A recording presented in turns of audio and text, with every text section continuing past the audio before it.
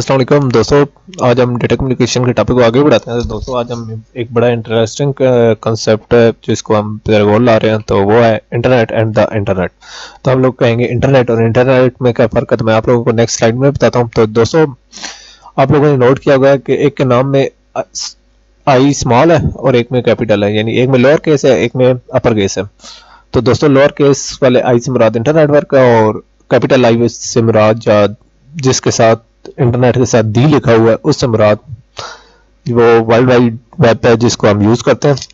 तो मैं आप लोगों को पहले स्मॉल वाले इंटरनेट के बारे में बता देता हूँ, यानी स्मॉल आई वाले इंटरनेट पे।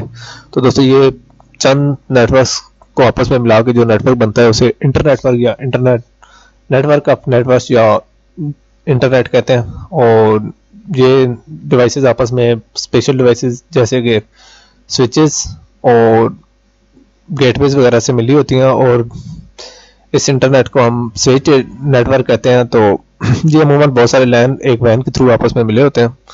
और अब हम बात कर लेते हैं द इंटरनेट। तो द इंटरनेट जो हम इंटरनेट यूज़ करते हैं, ये थाउजेंड ऑफ इंटरनेट पर या इंटरनेट जो स्मॉल आई वाला इंटरनेट है वो मिलकर इंटरनेट बनाते हैं।